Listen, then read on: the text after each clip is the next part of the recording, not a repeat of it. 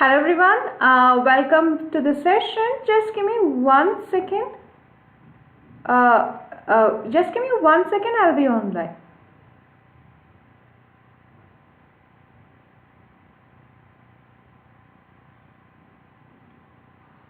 Alright, okay, so let's begin. Good morning everyone, welcome back to one more session. So today's class, what we are going to target is, we're going to target learning numericals from Modulus of Elasticity. Alright, very simple session. And my name is Mohana. I'm a physics educator here at Unacademy. So I have a master's degree in physics and I'm also a plus verified educator. So I'll be taking you class 11 and 12 physics. Okay, so here is the link to the, this is my Telegram channel link, so you can follow me here. And also this is the common Unacademy ICSE and ISC board Telegram channel link as well. Okay, so let's begin. So first thing, okay, there are three different types of strains. Based on the three different types of strain, okay, we are going to see what are the three different modulus of elasticities. Okay, so when you're talking about modulus of elasticity, you're talking about stress by strain. That gives you the modulus of elasticity. So for example, let's say we have a wire and this wire is fixed from this platform. Okay, now in case, let's say you're adding a weight to this wire over here. So if you end up adding a weight here, what will happen? You have a wire, right? You're adding a weight. So as soon as you add a weight, what tends to happen? This wire tends to get elongated. So this place where you are applying a weight, right? So because this is again a wire which has a cross-sectional area A over here, right? It has a cross-sectional area A. So you are applying a load. Load is what? This load is, it has a mass and there is gravity acting downwards towards it. So this is nothing but force per, this is basically nothing but weight. Weight is nothing but a force. So there is force acting downwards and there is an area of cross-section as well. Okay, so this is basically force per area. Now, because you added this load over here, this wire got elongated by an amount delta L. For example, the length was 1 meter, means it might have got elongated by 0.1 meters, right? So then this has become, then that 0.1 meter we are taking, that becomes delta L. Okay, now how do we define modulus of Young's modulus of elasticity? It's nothing but when you're talking about Young's modulus of elasticity, we are talking about stress by strain, but in specific we are talking about longitudinal stress by longitudinal strain. Okay, so what is stress? Stress is given as force per area. That is nothing but stress is basically given as, okay, stress is given as force per area, longitudinal stress. This is Young modulus of elasticity is always stress by strain, right? Especially in this case, when you're talking about longitudinal stress and longitudinal strain, then it becomes Young's modulus of elasticity. So force per area divided by what is strain? Strain is what is the change in dimension, that is this delta L, by what is the original dimension. So in this case, when you're talking about longitudinal strain, you're talking about how much is the change in its length by what is the original length. Okay, so this is change in length by original delta L by L. So if you write this, it will become F by A, right? This will become nothing but F by A into L by delta L. That's it. This particular quantity we have over here is called as longitudinal elasticity. Okay, and sorry, Young's modulus of elasticity, and its ratio is longitudinal stress by longitudinal strain. So within the elastic limit, the ratio of longitudinal stress to longitudinal strain, this is called as Young's modulus of material of the wire. Now, what is the unit? With respect to stress over here, the unit of stress is what? Force per area. Force is Newton, area is meter square. What about strain? Strain is a ratio of dimension of two similar quantities. We are writing the dimension of delta L by L. For example, if delta L is meters, means this is also in meters.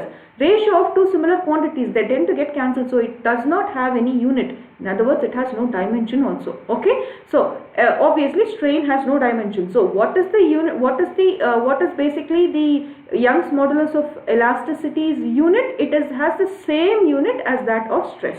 Okay, Newton per meter square, or in other words, Pascal. Okay, now, okay guys, just give me 1 second. I'm really sorry. Just give me 1 minute. Okay, now let's begin. So, okay, so this class, the main focus is basically numerical. So let's solve a numerical based on it.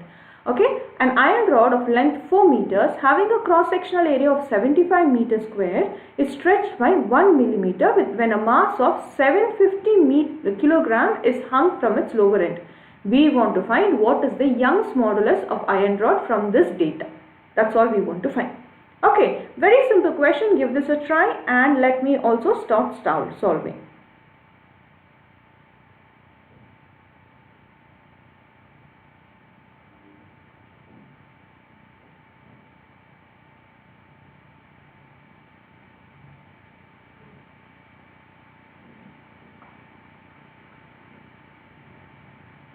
Okay, alright, let's do this.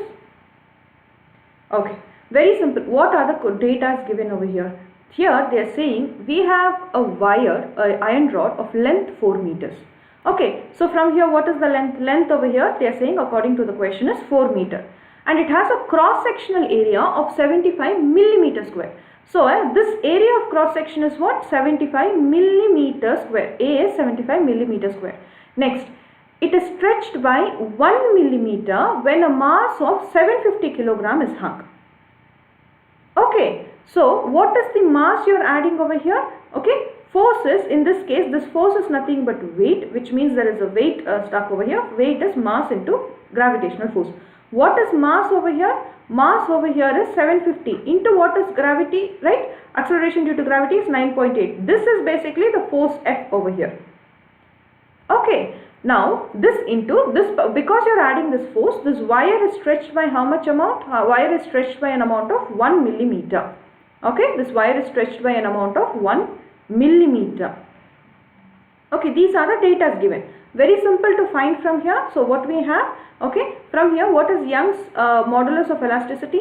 Right, Y, according to Young's modulus of elasticity, Y is equal to, right, Y is equal to F by A, right, into L by delta L, right? This is the formula. So let's substitute for each of this term. What is force over here? Force we just saw. What is force over here? 750 into 9.8, right? This is force is 750 kgs, right, into 9.8, okay, meters per second, right, into what is the length? What is the total length of the rod? 4 meters divided by area of cross section. This is where we need to pay attention. You have to convert all units in terms of SI system of unit. Area is given over here as 75 millimeter square. Okay, now if you generally look at okay, 1 millimeter, right, for example, let's say 1 millimeter is actually nothing but 10 to the power of minus 3 meters. 1 millimeter square will be this quantity, the whole square. So 1 millimeter square is nothing but 10 to the power of minus 6 meter square. Okay, so this value over here tends to become value over here tends to become 75 into 10 to the power of minus 6 meter square. So A over here is nothing but 75 into 10 to the power of minus 6 meter square into what is the change in length? That is 1 millimeters. Convert it into centimeters. 1 into 10 to the, convert it into terms of SI units. 1 into 10 to the power of minus 3 meters. That's it. These are the units. And obviously this is Newton over here, right? Force over here. So the unit is in terms of newtons. This whole term is basically force. So meters gets cancelled and the final unit we have is Newton per second. So let me remove the Newton units out of the way right now for us to calculate, right? So that's it. Solve for this, we would basically end up getting the answer to this particular question. So in this case y is actually equal to, right, so if you solve for this, we will end up getting 392 into 10 to the power of 9 Newton per meters, right, Newton per meter square, because this unit over here is Newton, this unit over here is meter square, and we have meter here. Meter and meter gets cancelled, so we get Newton per meter square, which is in other words Pascal. So this option number C is the answer. Okay, now next question based on it, very simple question. What is the value of Young's modulus for a perfectly rigid body? When you say something that is a perfectly rigid body, which means no deformation can happen. So let's say we have a perfectly rigid body, right? Over here, let's say this is a perfectly rigid body hanging from the ceiling. Now if you add a load to it also, it will not get elongated in length, which means in this given formula that talks about Young's modulus of elasticity, right? Because it is a perfectly elastic body, delta L, there is no change in delta L at all. That is, delta L is 0. Because it's a perfectly rigid body, there is no elongation. This elongation will never happen whatever weight you are applying to it. Okay, so this delta L is 0. So you have a quantity divided by 0 over here. So any value divided by 0 will give you infinity. So Young's modulus of Young's modulus for a perfectly rigid body is basically infinity. Okay, now let's go with the next question. What is bulk modulus of elasticity? Very simple concept over here. Let's say we have a rectangular block over here. Okay, the dotted lines over here represents the initial volume of the block. Let's say that is V. Now you are applying force on all sides. The force you are applying is from all sides. So this block over here has 6 faces, right? So there is going to be force applied on all 6 faces behind here, right? This face, on all side faces you are applying equal amount of force, right? When you apply such equal amount of force, what happens? This volume of the block tends to shrink. So what is the amount it is shrinking by? This particular region, that is the amount the volume shrinks by, right? Let's take this particular region as delta V. So what will be the final size of this block? The initial block was V. It was shrunk by an amount of delta V. So that will be the volume of the final block we have over here. Okay. Now, from here we can get a bulk modulus of elasticity. Very simple concept. What is bulk modulus of elasticity? It's given by the Greek letter kappa. It is nothing but what is normal stress? Normal stress is nothing but force applied per a given area. Force applied in this case per a given area by volumetric strain. Volumetric strain is nothing but you have this particular cube over here, you are applying force on all sides. So what is changing? Volume is changing. So change in volume by original volume, that is volumetric strain. So from here kappa is nothing but force applied per area, this is stress divided by volumetric strain. Volumetric strain is what was the final volume. Okay, what was the change in volume? The change in volume was by an amount delta V by original volume. Okay, now if you see there is a negative sign here. The negative sign indicates this volume is actually getting shrunk. Okay, this is just says volume is basically getting decreased. So from here kappa is equal to minus, from here force per area. What is force applied per area? Force applied per area over here is nothing but pressure. Pressure divided by delta V by V. From here what you will get? This is nothing but minus P. We can come to the numerator. So minus P V by delta V.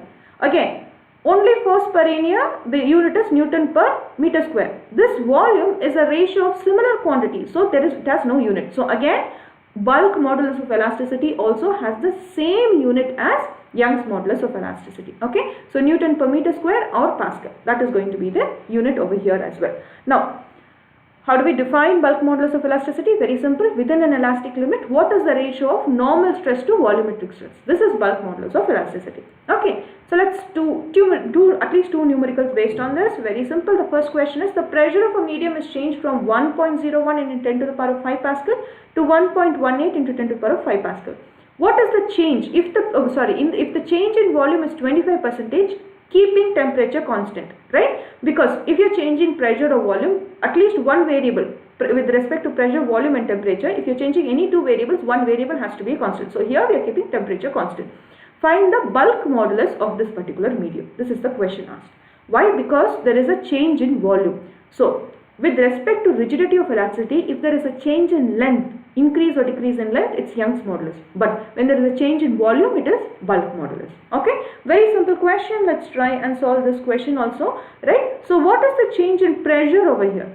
The pressure of a medium is changed from 1.01 into 10 to the power of 5 Pascal to 1.18 into 10 to the power of 5 Pascal, right? So pressure over here is what? Pressure has increased, right? 1.18 into 10 to the power of 5 Pascal minus 1.01 into 10 to the power of 5 Pascal, right? This is the change in pressure. So the change in pressure over here will be what? This is nothing but 0.17 into 10 to the power of 5 pascals or Newton per meter square. Okay, what is change in volume over here? How do we represent what is the change in volume with respect to percentage? Okay, that is delta V is the change in volume by what is the original volume, right? Delta V by V. This change in volume doesn't just change how much was the increase in the volume or decrease in the volume by original volume. Okay, so what is the particular change in volume by original volume? That is 25%. So how can we write percentage from percentage side converted into fraction? That will be 25 divided by 100, or in other words in decimals it will be 0.25, right? Very simple. Now these quantities we know what we should find bulk modulus. So bulk modulus is given by pressure divided by, okay, what was the formula we used over here? This is pressure divided by V by delta V.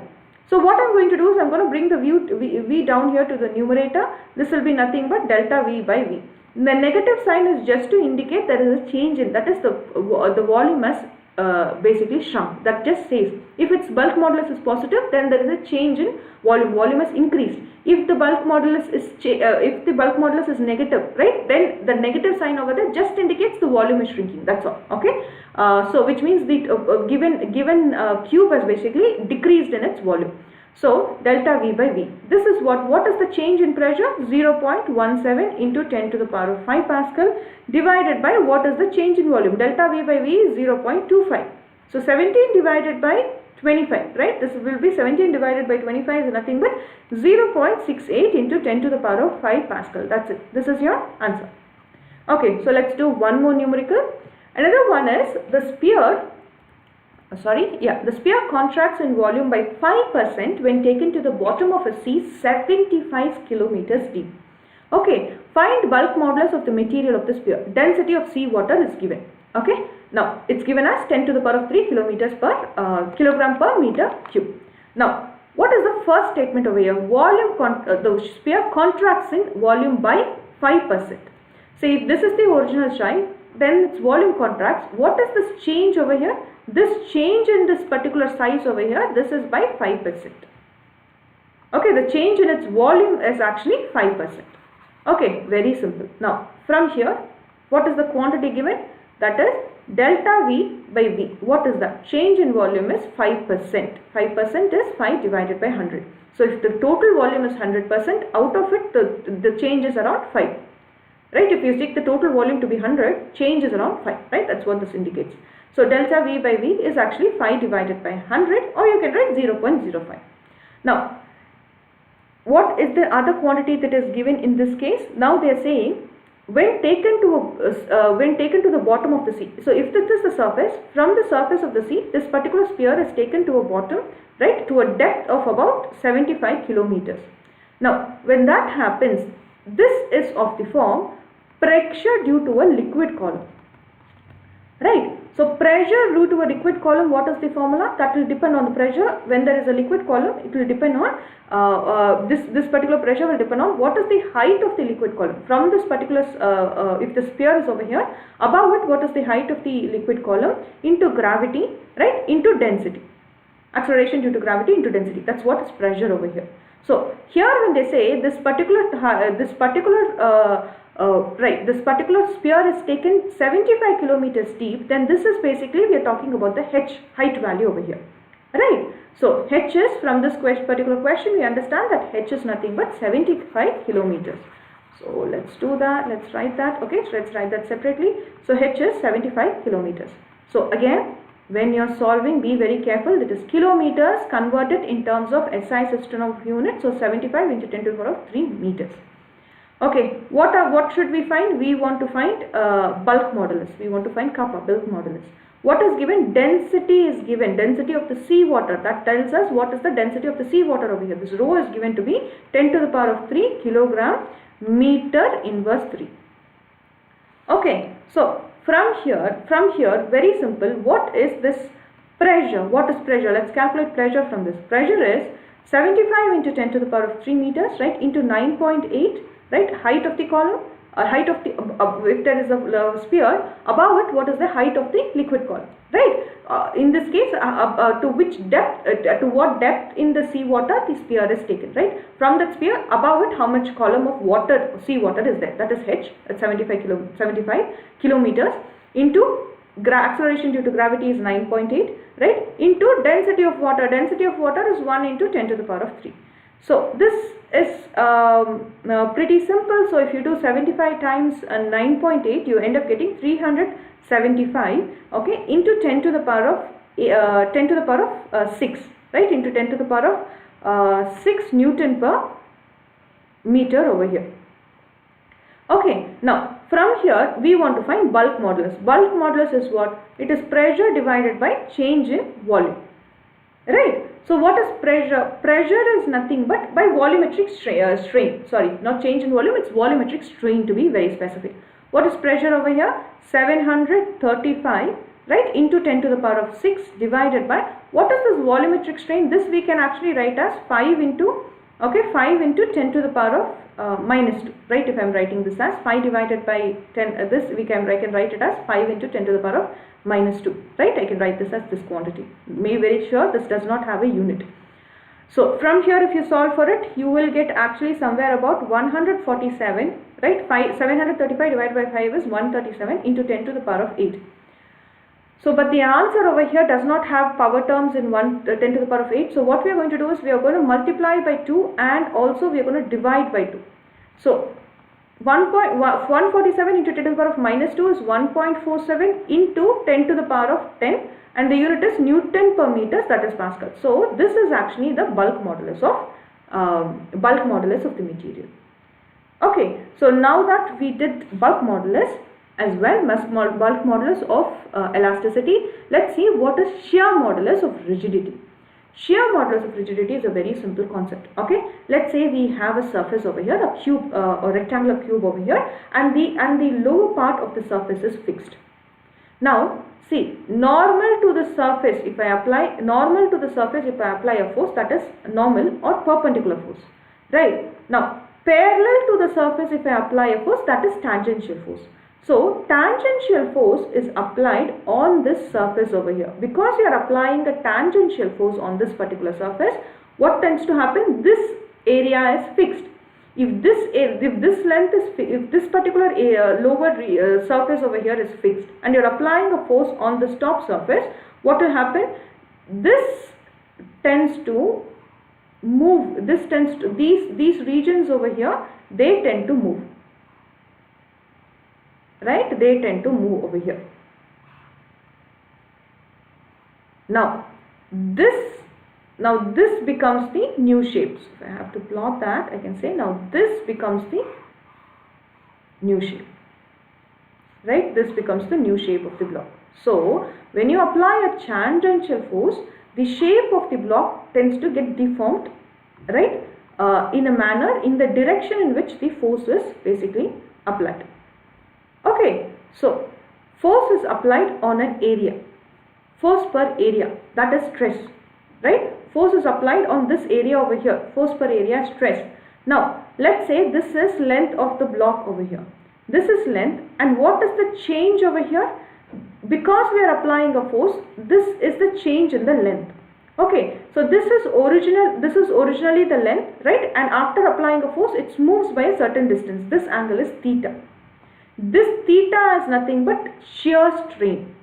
Okay, so shear modulus is again nothing but it is within the given elastic limit, the ratio of what is the tangential stress. Okay, and for that given tangential stress, a ratio of tangential stress to shear strain. So shear modulus of rigidity is given by eta, and it is nothing but tangential stress. Tangential stress is force per area divided by shear strain. Shear strain is this angle theta over here.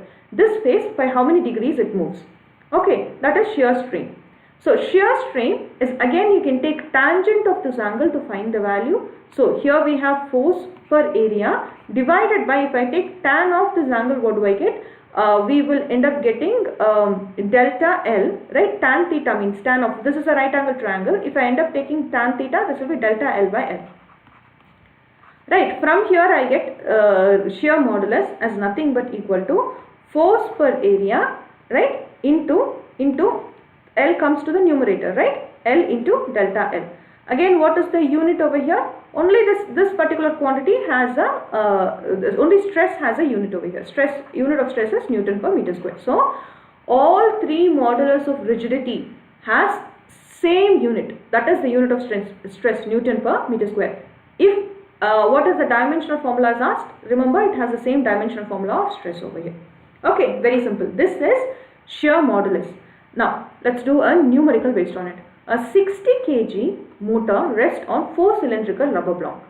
Each cylinder has a height of 4 cm and a cross sectional area of 18 cm square. The shear modulus of this rubber is 2.1 into 10 to the power of 4 Newton per meter square. If a sideways force of 400 newtons is applied to the motor, how far will it move sideways? Okay, this is the asked question. So let's try and understand this question first. So what does the question says? There is a 60 kg motor. Let's say this is a 60 kg motor. Now this particular 60 kg motor is rested on 4 cylindrical rubber blocks. So there are about 4 cylindrical rubber blocks, okay, that this particular motor is rested on. So we can take, like, you know, there are basically 4 cylindrical rubber blocks, and on this particular cylinder is basically rested on. Right. So when you rest the cylinder on this particular blocks, what are you doing over here? This block has an area, and when you rest this block, you are applying a force, right? So in which direction is actually the force applied? It's not applied perpendicular. To given any surface, it acts tangentially. So force per area, but in this case the force applied is tangential. So what tends to happen to this one block over here, right? So if you take this block over here, it will tend to move, right? The bottom face is fixed, right? The bottom face over here is the lower reach surface of this particular block is fixed. So if this is the block, means it will tend to move by a small distance, right? Which means each of this block is experiencing a tangential each of this is experiencing a shear modulus of rigidity, or in other case it is experiencing a tangential strain or a shear strain. Okay, or from here let's find out. So this is the force per area applied on one particular block. Now when you rest this block, the force is applied equally on this 4 blocks, right? So on one single block, what is the force? If you want to find one single block, what is the force? It will be nothing but 1 by 4 into what is the total force applied. Total force is 400 Newton, which means since there are 4 blocks, on one block the force applied is 100 Newton.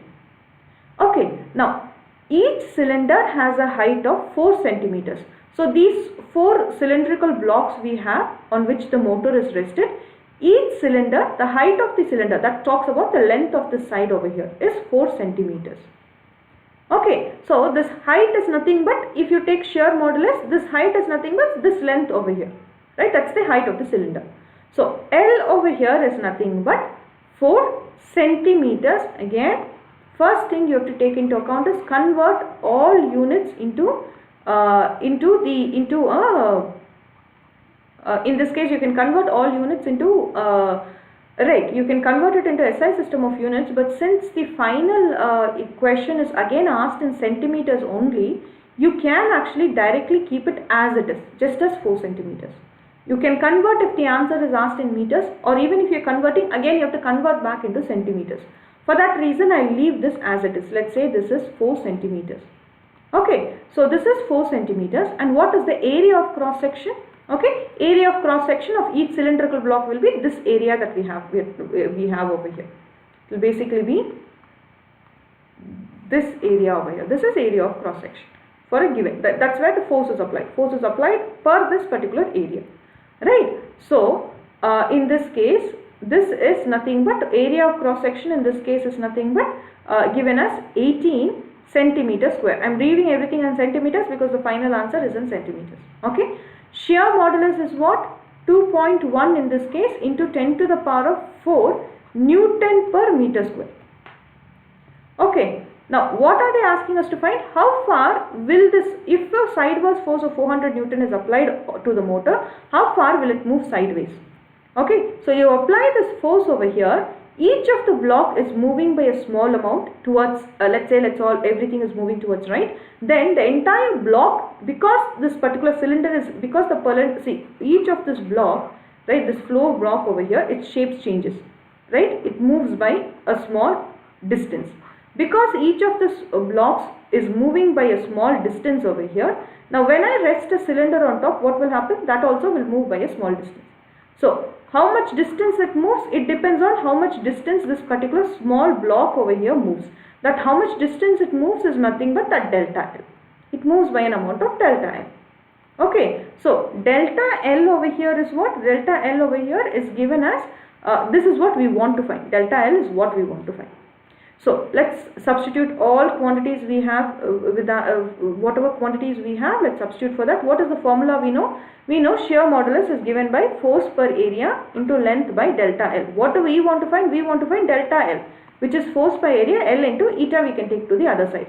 So from here, if this is delta, means what is force? On one block the force applied is 100 Newton, right? This is nothing but 100 Newton, right? Into, right, 100 Newton into, what is the length of the block? 4 centimeters. I am leaving it as it is, right? Divided by, what is the area of cross section? 18. This is 18 Newton into, what is eta over here? This value is nothing but 2.1 into 10 to the power of 4, right? Newton per in this case, this is again given in terms of Newton per meter square. Okay, now this is given in terms of Newton per meter square.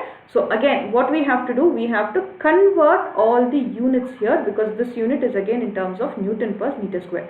So centimeter is nothing but, centimeters to meter is 10 to the power of minus 2 meters. 18 centimeter square, 18 centimeter square is nothing but 18 into 10 to the power of minus 4 meters. How we are getting minus 4, minus 4 meters? Very simple. Very simple logic over here. 1 centimeter, okay, if I say what is, if I take 1 centimeter is actually 10 to the power of minus 2 meters. 1 centimeter square will be 10 to the power of minus 2 the whole square, right? This whole quantity the whole square. So if you take the this particular whole quantity the whole this quantity the whole square, this is nothing but 10 to the power of minus 4 meter square. That's it. Okay, so we get 10 to the power of minus 2 minus 4 meter square. Now this again we have to multiply in terms of 10 to the power of minus 4 meter square. So delta L from here, what tends to happen? Newton will cancel, right? And again this is again meter square. This unit is again meter square, and m to the power of minus 4 cancels. So all we get is final answer will be in terms of meters. So what is 4, if you take 4 divided, 400, right, 400 divided by 18 into 2.1, that will give you an answer of somewhere about 10 to the power of 10.58 into 10 to the power of, right, in this case what we have, this is minus 2, right? If this comes on top, this will end up becoming right, sorry, let me quickly do this. Let me quickly, just give me 1 second guys. This is 400, right, divided by, or we can take 4 divided by 18 into 2.1, right? This will give you somewhere close to or if you take even this as 400, then it will be 10.58 into 10 to the power of minus 2, and when this comes to the numerator, it will become minus 4 again.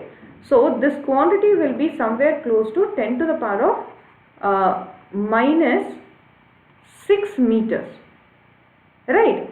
If we want to write this in terms of centimeters, because the answer is in terms of centimeters, right, then if you convert, this should be like 0.00, right, 01058. So 4 decimal it has to move into 10 to the power of minus 2, then you get 10 to the power of minus 2 meters. 10 to the power of minus 2 meters is nothing but, in this case we will get in this case again, if we are writing this, this will end up being again, we can write it as 1.058 into, right, this is actually, we have to move just 4 points, right? It will be this will be the value it moves. Right, so again, actually we can write this in one single step as 10 to the 10.58 into 10 to the power of minus 4 into 10 to the power of minus 2 meters. What is 10 to the power of minus 2 meters over here? Okay, that is 10 to the 1 centimeter is 10 to the power of minus 2 meters. This is 10 to the power of minus 4 meters. So this tends to be 10, so the answer is 10.58 into 10 to the power of minus 4 meters. We don't have that, so none of the above is actually the answer. Okay, so with this note, I am coming towards the end of today's session.